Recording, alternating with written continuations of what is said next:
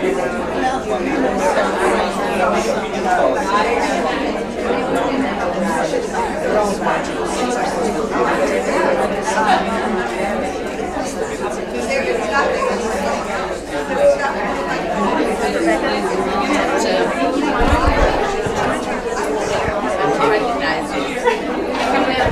evening, everyone.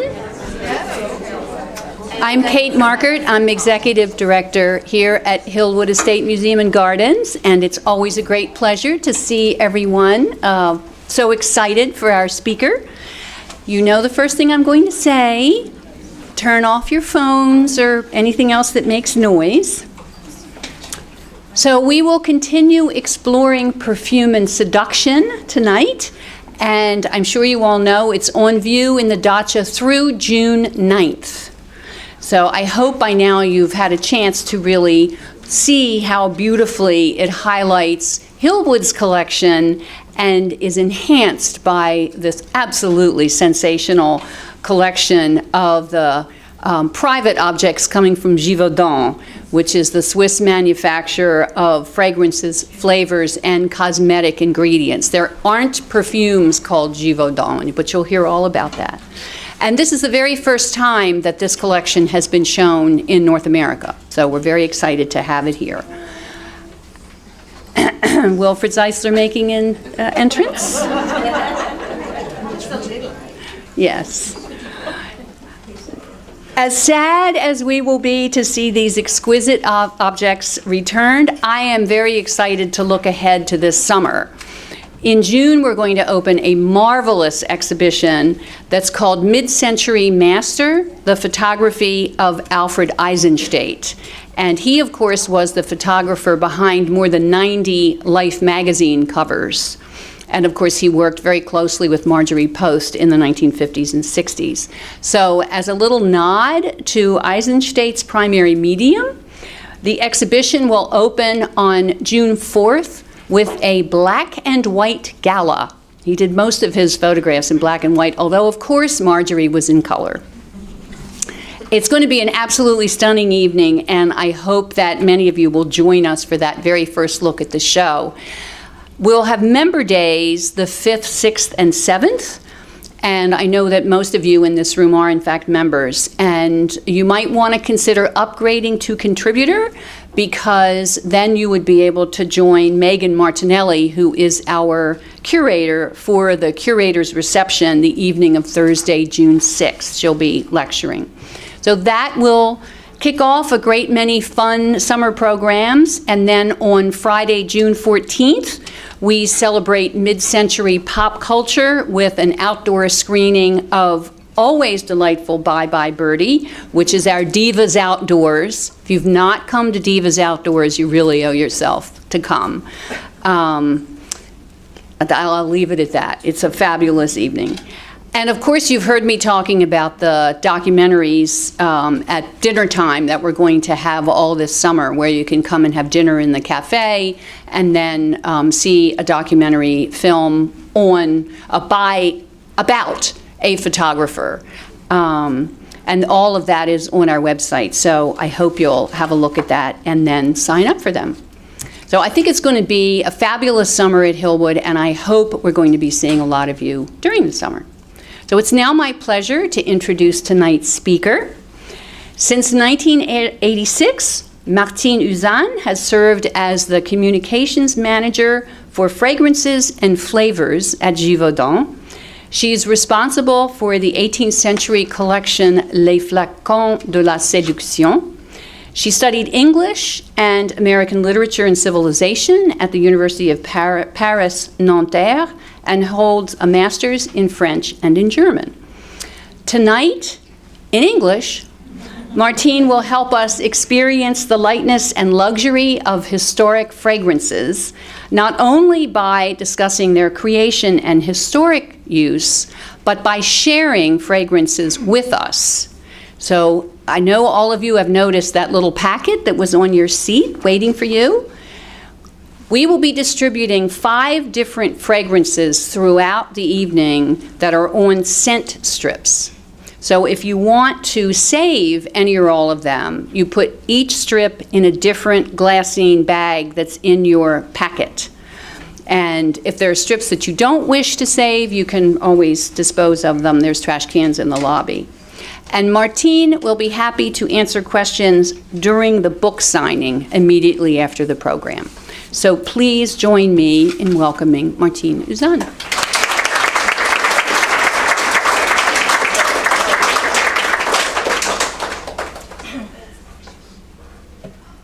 Yes, I am smaller than you.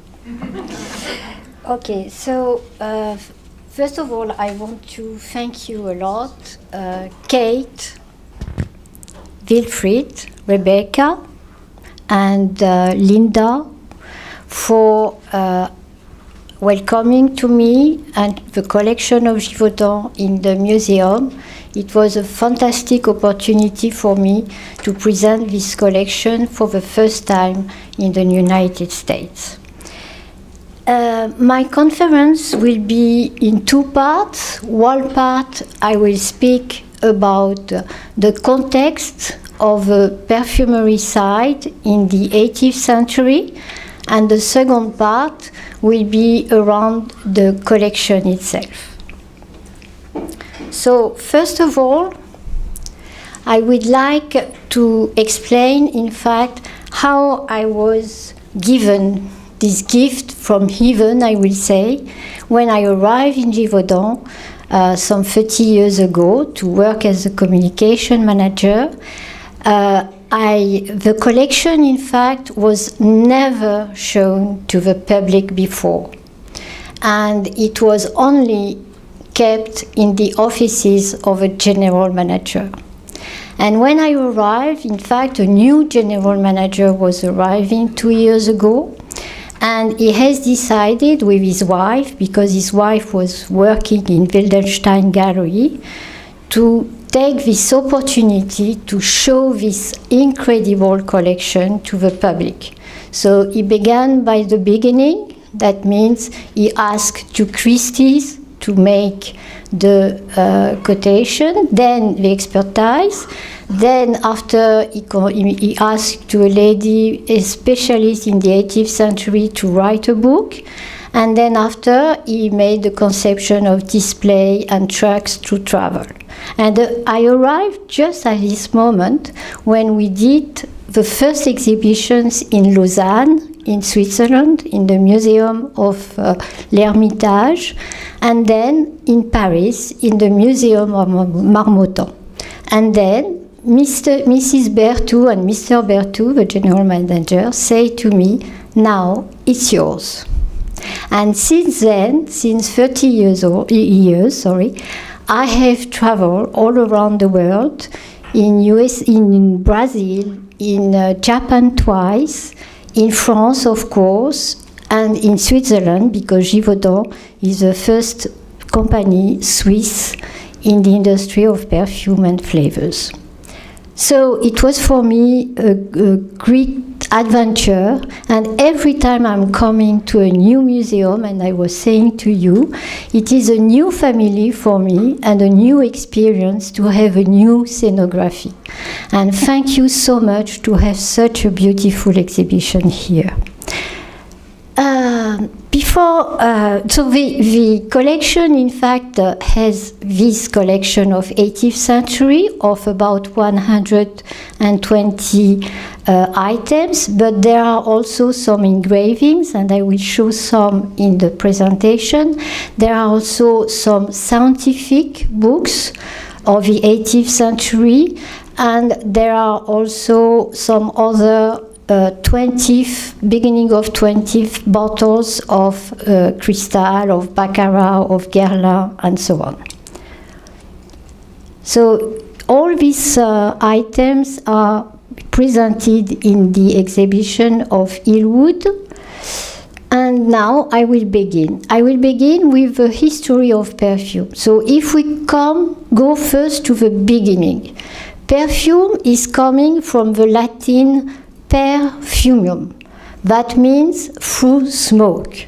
In fact, in the antiquity, the smoke was going to the sky from the burning done by the priests in the temples, the burning of wood, of pine trees, but also incense, but also benjoin, but also styrax.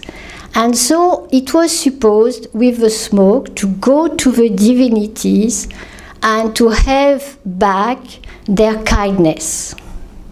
And also, through fumigation, it was a means to give substances to the dead ancestors. So the perfume at the very beginning has this really sacred role. But it has also another fundamental role, which was a medicinal role.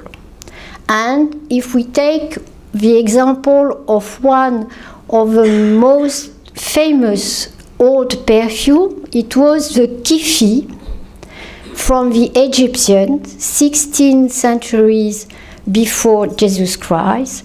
The kifi was a perfume, but the kifi was also macerated into the wine with honey to be drunk in wine or in milk.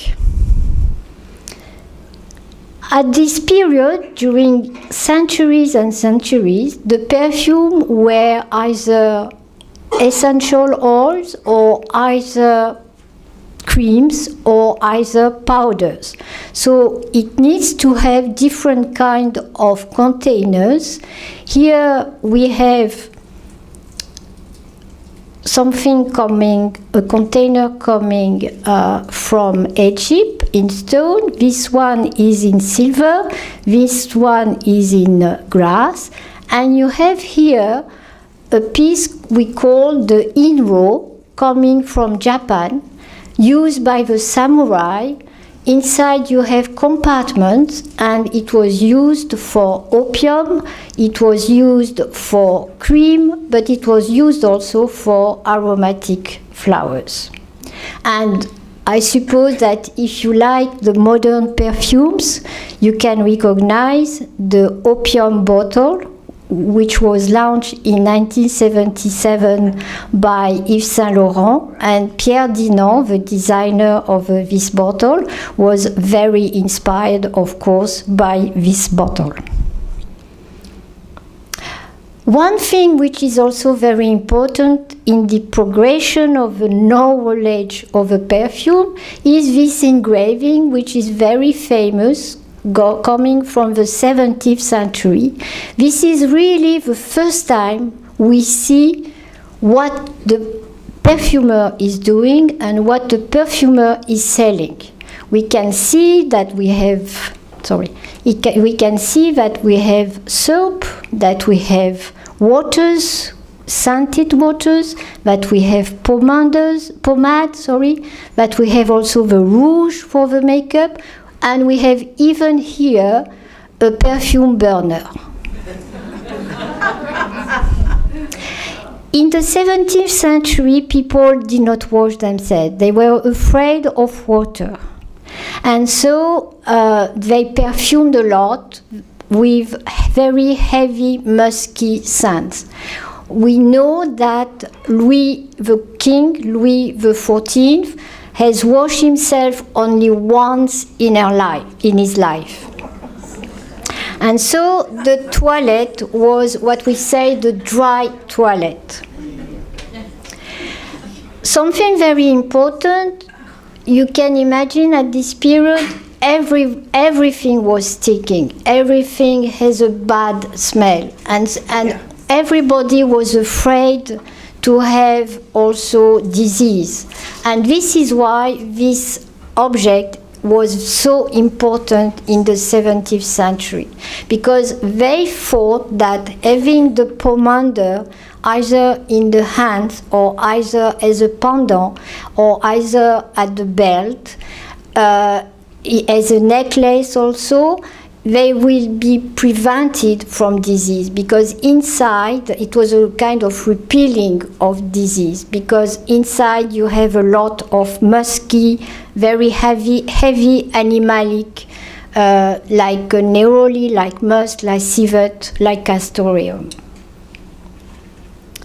We arrived at the 17th century, which we called the Enlightenment century, and I begin with the moment which is maybe the most sensual of the conference. This is the moment of the toilette of a lady of a court.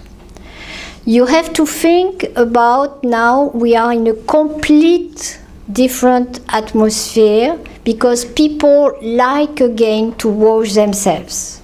They like again to be clean naturally. And the lady of the court, she is going to have 2 toilettes, what we call the toilette de propreté. This is what we are seeing here. And then after we will see the toilette d'apparat, the ceremonial toilette. So here we have, we can see in this painting that the lady, she is going to go in her bath. She has a lot of soap, she has a lot of bubbles, and she is surrounded to be helped by the servants. Also, another trend, which was really with Madame de Pompadour, was to take baths in rivers, which was also very trendy. Then we arrive at the second part of the day, of the morning, which is la toilette. Excuse me, I am going too early. First of all, I let you read this. What do you think it is? It's a furniture, completely new, appearing in the 18th century, and being very personal. Nobody can do these things for you.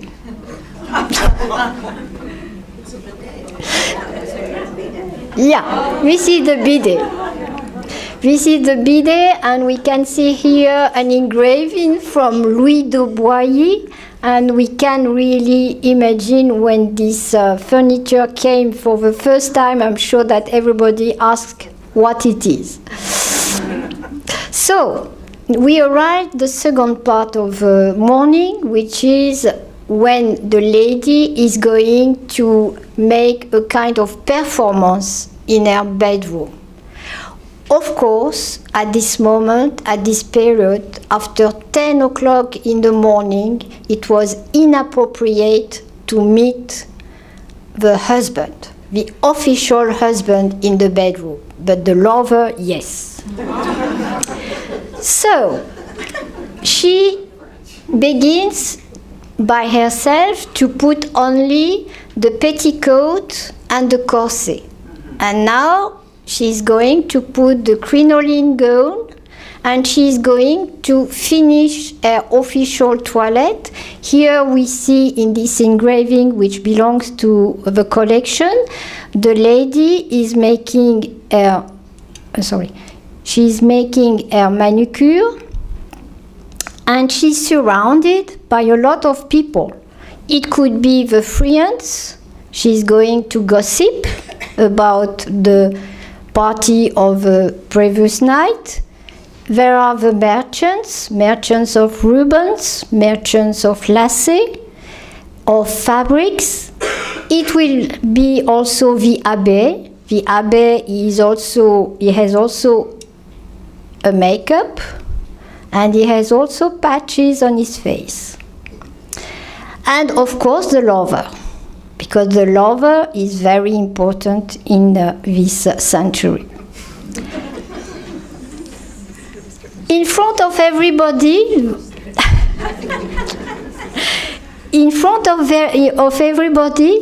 she will go on with what I call the bedroom strategy. She's going to wash her face with a lot of products, cosmetics, pomades, spirituous waters, virginal milk cream. She's going to also take care of her mouth, of her gums, because of her teeth, because in fact I will explain to you why she needs to have so many treatments. And also the hands with the gloves and the cosmetic powders. A furniture which was very important in the 18th century is, in fact, the dressing table. The dressing table was always oriented face north because it has not to be with the sun and the reflection on the mirror. And the coquette here, she's going to play in front of her mirror a scenario. We can see that we have the ambience of the 18th century with the taffeta curtains, with the exotic bird, with the bottles. We have the same in the exhibition of perfume. We have a dressing table covered with muslin, and she's probably putting a scent pouch with, I have put carnation, but it could be lavender or whatever, in her breast.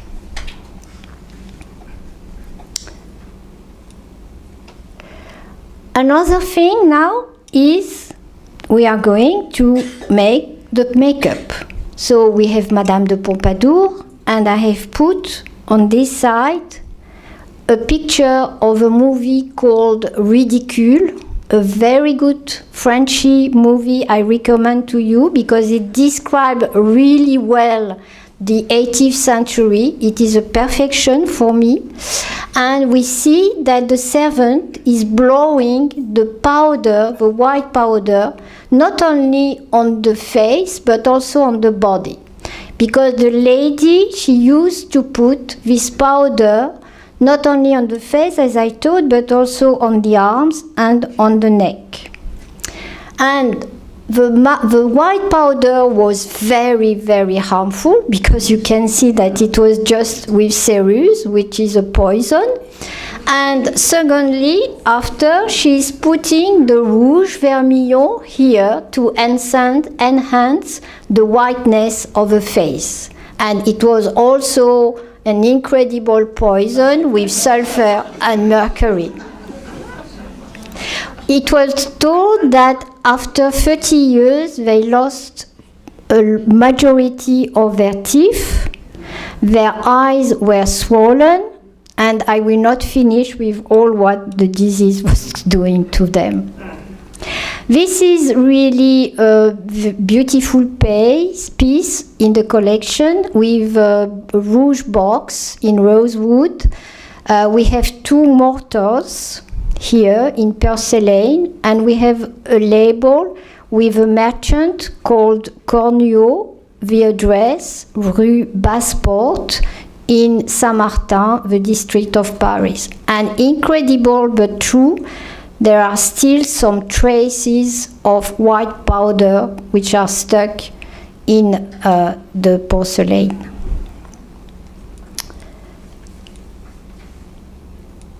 What is lacking after the makeup? This is the patches, les mouches en français. We can see here a lady with a lot of patches because in fact what they were doing is at least 5 patches in the face, or else they consider themselves not to be well dressed. And we have here a box of a collection in ivory, and you have a miniature here with a satyr surrounded by dancers and Cupid playing cymbals. And according to the position of the patches on the face, she is giving a secret message to her lover. Am I today discreet, vivacious, passionate? So it depends on the position of the patch on the face. If it is a discreet, it will be on the chin. If it is passionate, it will be on the left side of the eye. If it is vivacious, it will be on the middle of the right cheek. And if it is here on the forehead, it will be the majestuous one. The wigs. The wigs have phenomenal size. Some of them could not enter in the carriages and was obliged to sit on their knees or to put their faces outside of the carriages. And it was incredible because the gray wig is where, do you know how it was done? It was done by the hairdresser who was just, sending the powder from the ceiling to the powder.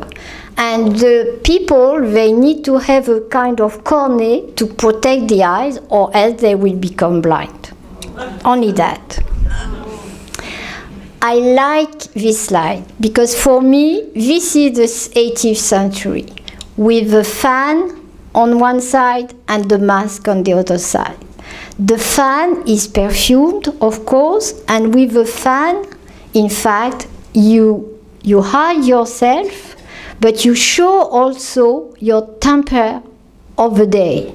Is the lady sufficiently in love and making a languorous movement, or is she nervous and making really a very exciting movement? This is the language also to the lover. And the mask. The mask in the 18th century is very important because with the mask you are somebody else. You can say things you cannot say when you are yourself. Everything is authorized because you have a mask. You can be direct, you can be straight, you can be sharp. And the foot. You know, all these ladies, they have crinoline gowns, very long, which hide their feet. But sometimes a lady is daring to show the beginning of a leg with satin stocking. And so all these gentlemen will be very upset. What is also very important is the 18th century is the revolution about the smell. Smell before was considered as a minor sense because it has something of animal instinct. And with the 18th century, we have a revolution because smelling is judging and judging is smelling. And there is another revolution with the arrival very concretely of distillation, which will allow the perfumes to be liquid. Another process which was very important also more precisely in Grasse, the town in south of France, was what we called the enfleurage à froid, the cold enfleurage. It was a technique because all the flowers cannot be distilled. For example, the jasmine, for example, the tuberose, they need to be had taken their essential oils with this process. So we are taking a glass plate, we put a vegetal fat, and then after we are going to pick one by one the flower here, and then after one day we can recuperate the essential oil. The function of a perfumer was completely different and have a large evolution. A perfumer first, he was the glover, because the glover, you know, the gloves are in leather, they are stinking a lot, so they need to be perfumed. Then after that, Louis XIV decided to create a corporation with these arms, this one, And he decided to title the glove maker and perfumer. Then after he changed and he make it glover, powder and perfumer. And finally, with Louis XV, we have a separation between perfumer and tanner. You cannot be both. And a perfumer, he has one shop authorized, and to have the title of perfumer, you need 4 years of training plus 3 years of sponsorship. Montpellier, in the south of France, was the first city where the perfume was the capital, because it was a shiny, with a lot of sun, city first, so a lot of flowers. Then Montpellier has a lot of rivers, which is needed for the factories of gloves. But the problem was with Montpellier that it has a lot of taxes. And this is why the people who were glovers and perfumers shifted to Grasse and to Paris. As I told you, the perfume became liquid, and it is now produced as solution in what we call in the 18th century spirit of wine, and we call now alcohol. It was from the 19th century. And as people are washing themselves, they don't need to be heavy. They are natural, light, and floral, with ingredients like bergamot, neroli, violet, iris, rose, and so on. So now, and in the court, the perfume court of France, they were changing a lot of perfumes every moment of the day and every day. And I propose to you now to have our first smelling session, which was the perfume of the afternoon, called Eau Sensuelle. And you have the ingredients of the formula here. So, of course, all what we are going to smell tonight are the reconstitutions of the perfumers of Givaudan, comparing to real formula from the books.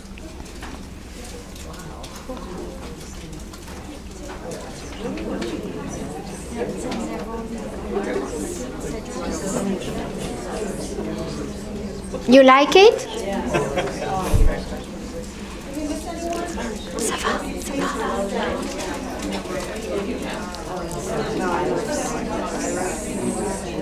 C'est écrit, c'est écrit.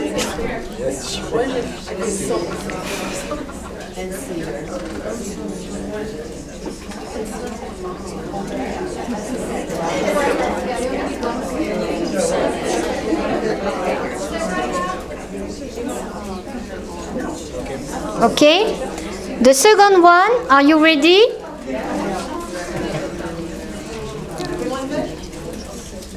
Ladies, are you ready? So the second one is for the evening, for the ball. So much more voluptuous, much more greasy, much more sensual. You know, every time you have iris or tuberose, this is what we call the bottom notes, and it's always very concentrate.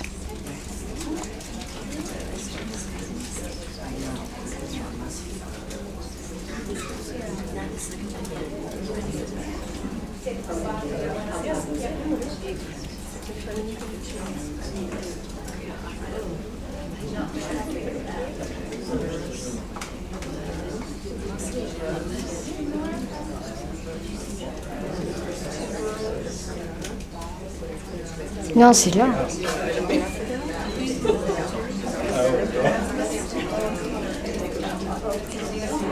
And I will propose to you now to go to the men.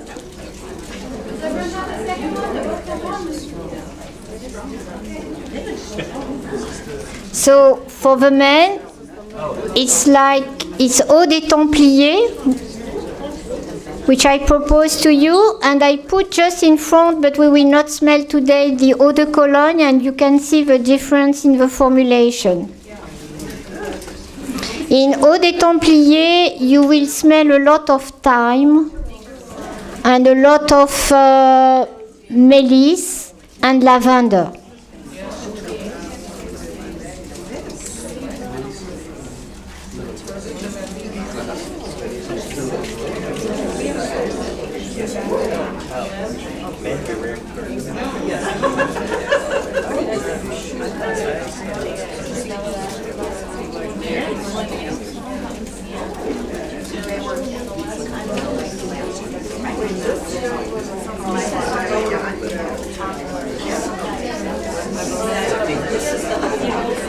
Is it okay? You have a full one? And you have a... No.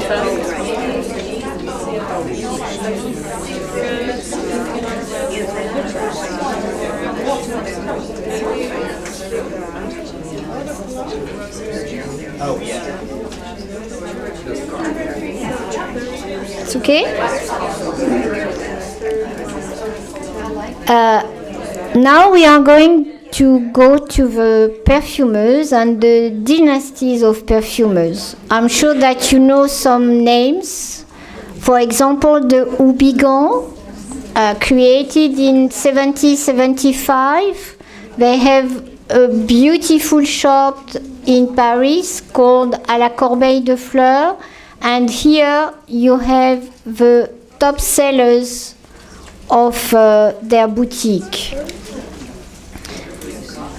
You have Lubin, also created in 1798 with another famous shop called Aux Armes de France. And you have here also the real celebrities for which they were famous.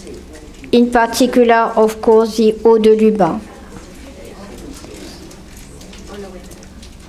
We have spoken about Glover's family from Montpellier. Maybe the one who was the most famous was the Fargeon one. I'm sorry, it was not working. Oh. Oh.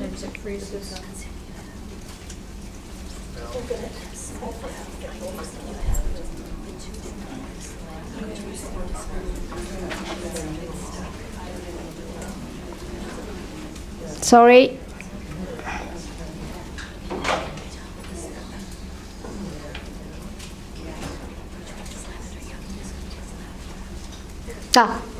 This is the father first, Jean Fargeon, who was the perfumer of Louis XV and Madame du Barry, one of his favorites. And I need to have a picture of Madame du Barry here, okay? And unhappily for him, he was bankrupt because the king was not paying him. And the second one is the son, Jean-Louis Fargeon. He was the perfumer of Queen Marie Antoinette. He has also a very famous shop, and he wrote a very, very important book about l'art du parfumeur. And this is Marie Antoinette, when she was young and she just arrived at the court. Oh.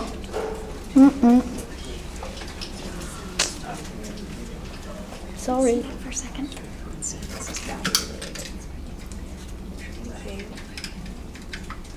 Change from the back. Just let me know when you want them to advance.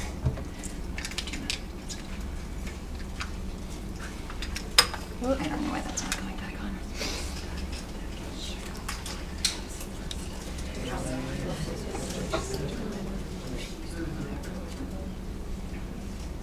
I'm sorry. Other names important too, Pivert and Fragonard, who we know the brand. It is very famous now in Paris, very modern. We have also Cresp. We have, for example, in one of our competitor society, a master of a perfumery called Olivier Cresp, the one who creates Angel of Thierry Mugler. And among other names, we have Guichard. Very recently, the director of our perfumery school in Givaudan, his name was, he's now retiring. His name is Jean Guichard, and his son is also a perfumer.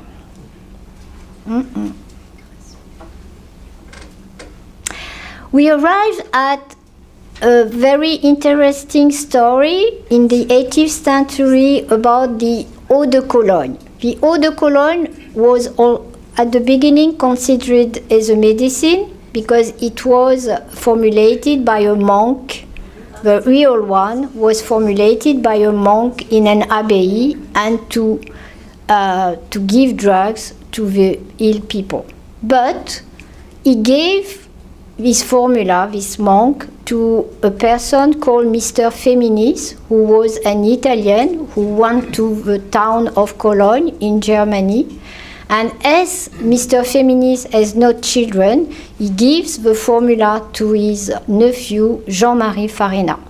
And it was a big success. And this is why we have seen at this moment a lot of copies of Jean-Marie Farina formulations. Everybody was saying that he has the real one, you see. And it is also very famous because Napoleon used to not only to wear the Jean-Marie Farina Eau de Cologne, but also he used to drink because he was thinking, I'm sorry, he was thinking that he will get more strength with Joséphine de Beauharnais. And this poster, sorry, what's happened? No, I would like to show you this. No, it is no more working.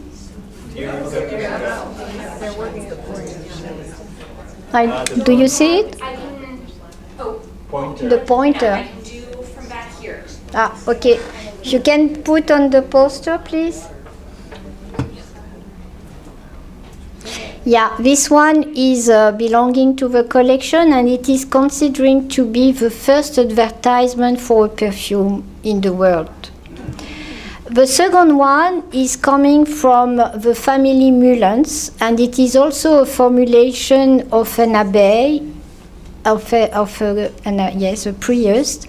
He gave his formulation to the family Mullens the day of the wedding, and the name 4711 is the number of a street where they were living. And the third one is the Yardley one, which is also a very, very important Eau de Cologne, mingled with English lavender and citrus. And you see this bottle is really the real one, also for the Eau de Cologne, and also for the second one, because at this period it was only this anonymous, what we say, the roller, les rouleaux en français, and it was conditioning in this kind of bottle. We can have the second one.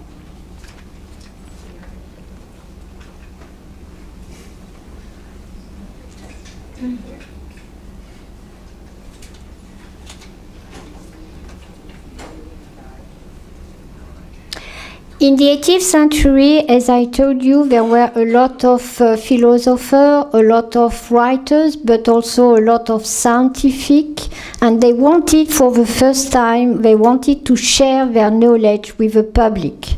They wanted to explain their jobs, their functions, chemistry, what is bringing to the perfumes, and they publish a lot of these different books. And we have, for example, De Jean, we have Barbe, we have Buchholz and Poncelet, who are the most famous at this period. We arrive now at the second part of the conference, which is about the collection itself. Behind a collection like this, there is a man, or a woman in the case of Marjorie Post. A man who was first an entrepreneur. At the age of only 20 years old, he convinced his brother, Xavier, to sell the pharmacy in Lyons, in France, and to go and create a new company called L. Givaudan Givaudan and Company, to create this first in Zurich in 1894, and then after in Geneva in 1898. He was passionate about perfume because he was really a precursor. He understood before everybody the importance of the chemistry in perfumes. It was the beginning of the synthetic raw materials. Aimé Guerlain has just launched the Jiki of Guerlain, and he understood very well that the chemistry in perfumes will be the new revolution for perfumes, and it will be a very step forward. And he was a collector in love with beauty. You have to know that the collection you have seen in the museum, it has been gathered by Léon Givaudan only in 6 years, from 1924 to 1930. He decided to visit a lot of exhibitions in museums. He has bought some pieces in the Princess Palais auction sales. He was advised by antique dealers like Mr. Martinet and Mr. Lévy and Mr. Rosenau, either in Paris or either in Geneva. And thanks to their advice, really it is one of the most beautiful collections in Europe today. Now I would like to share with you my personal part with Mr. Léon Givaudan, which I love. Why? Whom I love? Because in fact, I received this collection, the key of this collection, but I have not yet really a connection with this man himself. And maybe 3 or 4 years after I begin working in Givaudan, we have to shift from one building to another, one address to another. And I prepare all my boxes always in the rush, you know that. And in a cupboard I never opened before, I found a brown envelope, very old, and my first impulse was not to open and just going to the garbage. But finally I say to myself, no, keep quiet, you are going to open. And what I found, even now I have my body and my skin, I found all the notes Mr. Léon Givaudan was doing every time he was buying a new piece. And I brought the original for you from Paris today. And you have here the description of the item. You have a name. Here we have Rosenau, the antique seller. You have a price and you have a date. And as you can see, he was also making the drawing of a piece. And I have all this. So you can imagine how I was during this morning. But it was not finished, because in the afternoon I found something else. And I brought one piece for you today. We could call this object today a press release, but it is not like this with a computer. It is exactly the notes Mr. Léon Givaudan was taking for himself, with topics like hair, like cream, like beauty, like a lot of different topics. And either he recopied the notes he found interesting for him, or either like this, he was taking the paragraph of a book and sticking in the booklet. And this is what I found this afternoon. Okay? So, let's go now to the collection itself. As I told you, the collection is... no, not as I told you, sorry. Probably you have seen the collection in the exhibition, and you were all surprised by the petitesse, by the smallness of these pieces. And these pieces were called the toys. In German, it was called the Galanterien. And it was gifts, especially, of course, between lovers, as I told you already, but also it was gifts between embassies, because not a lot of people were traveling at this moment. It was only the diplomat and ambassadors. This trend of toys came from Catherine de Medici. When she arrived from Italy to France to marry Henry the King, the second. She brought this trend to France. The materials are completely different in the collection. We have the art paste porcelain, and you can see this splendid pier with a Watteau inspiring landscape with personage and figurine. And you have the English one, which is the girl in a swing. And as you can see here, there is a message of love written by the lover. Here, in that case, it is very straight, very accurate, and it is in French, even if it is produced in England. Le moyen de parvenir. How to reach my target, I will say that. Another material, this is enamel, which enamel is a competitor of porcelain. It's painting on metal. You have glass like this. This one is very interesting. You don't have in the exhibition. You have two parts. One part, upper part, is for the perfume liquid, and the second part you open on the bottom and you can put the pills. And here, this is a fabulous bottle which was considered as a pendant, and you have the decoration of a woman, enamel, looking at her box. Mother of pearl, you have this piece in the exhibition in the shape of love, of heart, of course.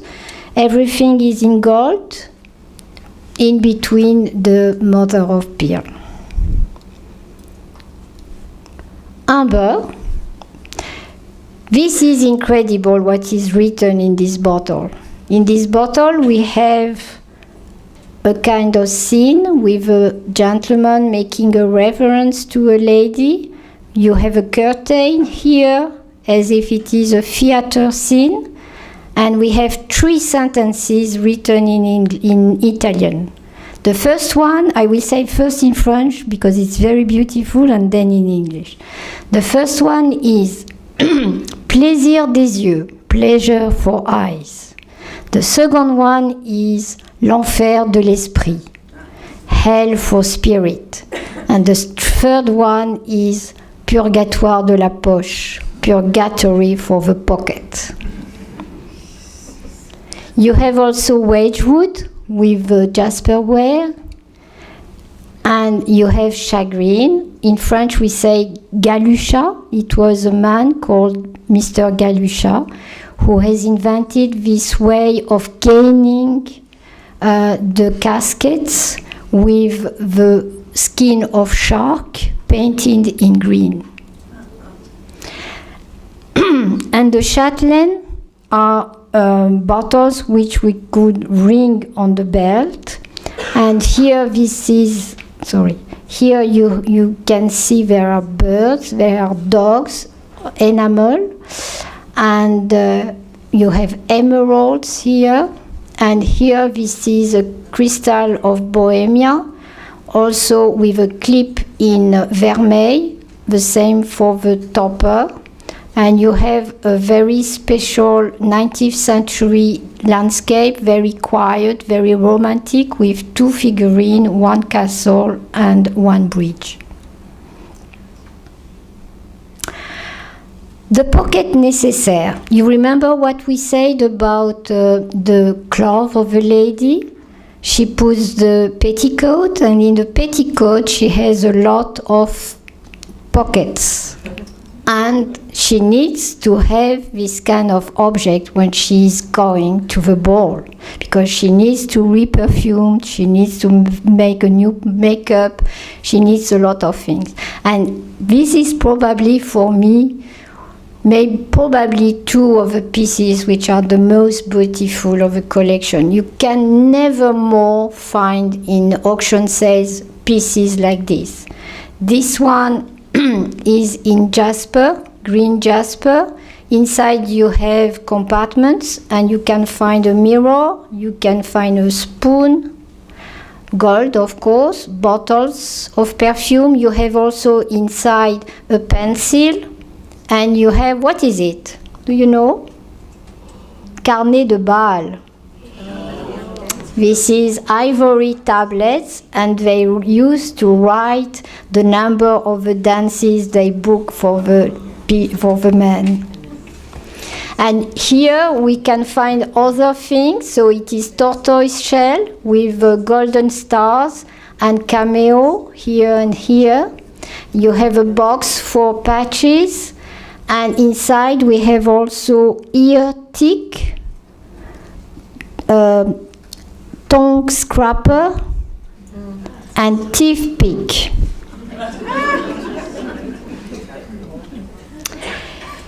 They like also to make their perfumes themselves, and this is what we call the calves. You remember when I told you to look in the engraving of this bottle? This is exactly the same.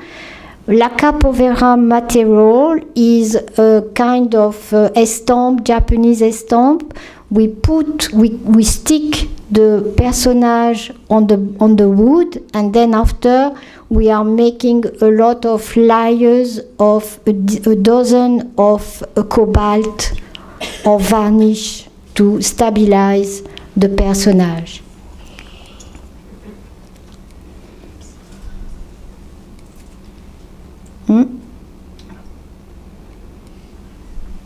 Ah, yes, I know what I'm going to speak of, but sorry.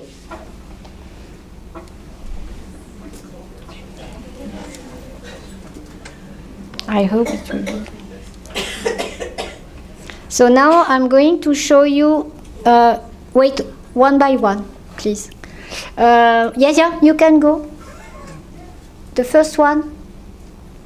Yeah.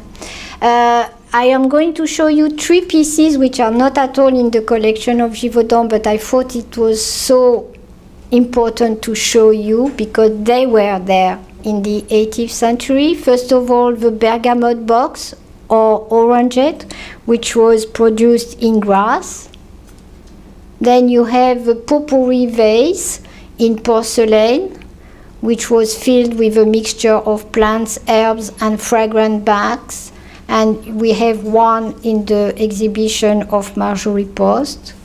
And the perfume burner or cassolette, which was a mixture of roses, lavender, cloves, and other aromatic. And I would like to read to you how we use the potpourri. Place the following in a jar, alternating layers of aromatic plants and layers of salt until the jar is full. Roses, orange blossom, lavender, thyme, myrrh, rosemary, laurel, cloves, leaves of rose, and carnation. Stopper the jar, leave in the sun, and agitate every other day. It is ready to use a year later.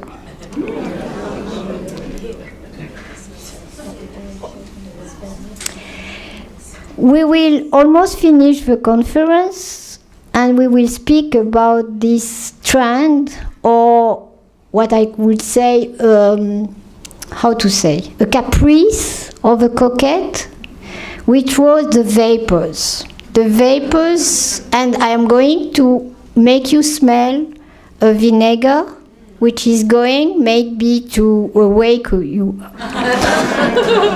So it was fantastic boxes. We have 3 here. One as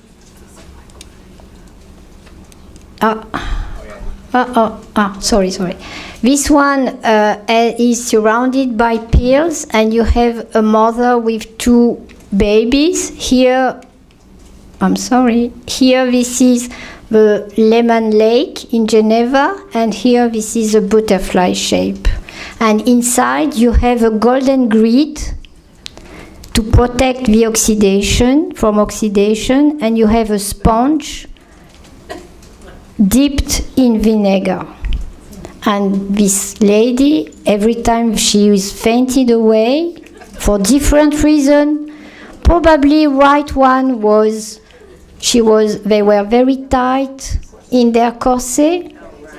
They were ill because of all the powder and rouge poisons, but they wanted also, it was probably a strategy for drawing attention to themselves. Because I read a book where it is told that a lady, she has her vapor the same day of the week at the same hour.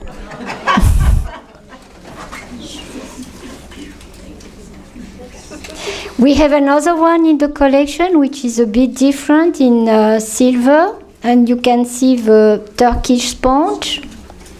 And also another way is the salt.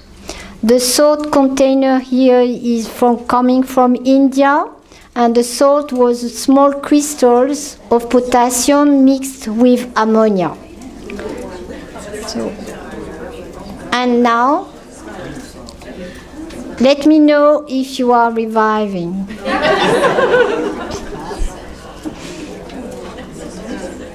You have the one already? I'm smelling. Yeah. The vinegar. This is one.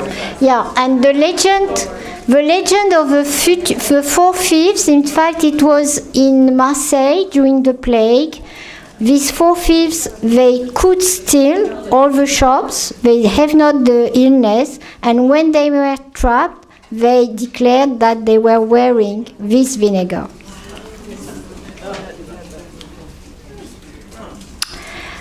Now I'm going to speak about the different thematics of the 18th century we can find in the collection. We have first, of course, love, and very often we have Cupid with showing the time he's flying, but love is still there. And the court was the place of a lot of intrigues and a lot of gossips. A woman was very weak on her side, but very strong, because she is pulling the strings on the back.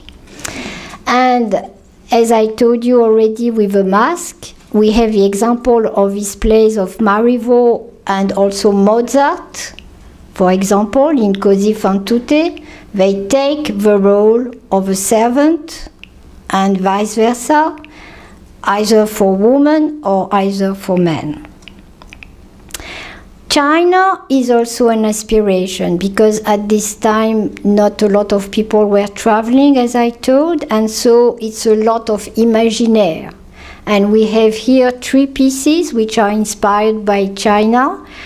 For example, in the middle you have a dove coat of you have the same in Kew Gardens in London, and you can see that the birds are really Lilliputian. And this one is also on the right, is very interesting, with a sentence on the just here, yes, on the stopper.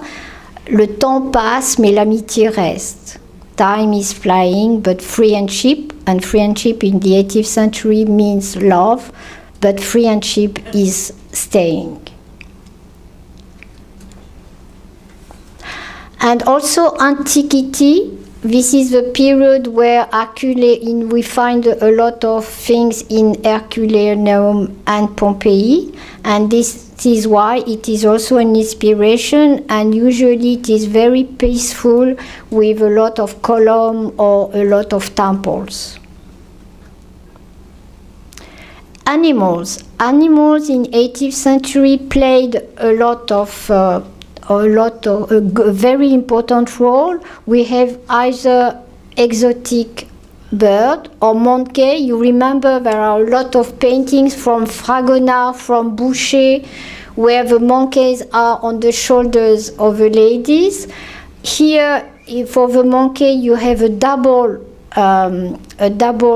bottle. We can put 2 perfumes on the same bottle, and of course the toppers are the heads, the mother with the baby, and it opens on the bottom here, and you have a mercury mirror, and you can put pills here.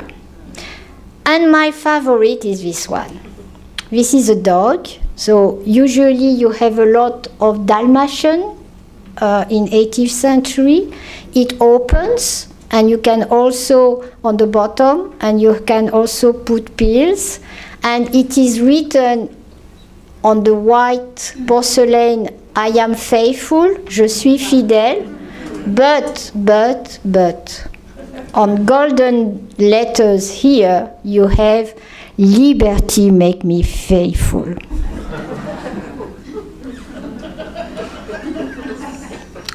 The countryside also is very trendy, and we have a lot of paintings you know very well, I'm sure, of Fragonard, of Watteau, of Boucher. Also an important work was the Encyclopedia, which was written during 3 years, and Rousseau has a very important role because he has the courage to criticize the court, and he wrote 2 essays, Émile and La Nouvelle Héloïse, and the heroines, Sophie and Julie, of his 2 books, they retire from the court and they spend a very healthy life in the countryside. And one person, very important, has followed his advice. It is, of course, the Queen, Marie Antoinette. Marie Antoinette, she received from her husband, and it was the first time a queen has received and owns a real estate at her name, what is called le Hameau de la Reine. It was really like a village with a farm, you have chicken, you have sheep, you have cows, and this painting painted by Vigée Lebrun, Mrs. Vigée Lebrun, official portrait painter, was a real scandal because it was the first time a queen dares wearing a dress like this, like a shepherd. Of course, it is not in the collection of Givaudan, but I really wanted you see, if you don't know this fabulous piece of 50 items. It does exist 2. One belongs to Louvre Museum, the other one to the Museum of Grasse, of Perfumery in Grasse. You can find 50 pieces. You have not only bottle of perfume, but you have also a cup of tea, cup of coffee, spoon, and so on. And it is very famous for one reason, because of this, Marie Antoinette loves this piece. When they decided with their husband to fly to Varennes, in fact, her servant understood that they wanted to fly because she asked to send this piece before. And this is why her servant realized that they wanted to fly. And we will smell now the treasure of a perfumery. It was reconstituted by Francis Kurjan, a perfumer who was working in Givaudan, but now he has created his own brand. And this is the sillage de la reine, which means the trail of a queen. And you are going to see what was really a perfume of the 18th century, very greasy, but a lot of fantastic ingredients. Iris, tuberose, rosemary, jasmine, lavender, bergamot, rose, amber, musk, cedar, orange flower. It's very strong. He made it specially for you. I can swear.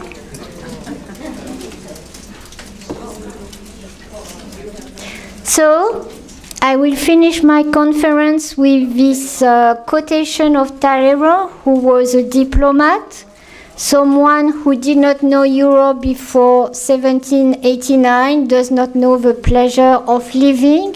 So I hope that you spend a good moment with me. I wanted that this moment was for you not only voluptuous and sensual, but also light and delicate. Thank you very much.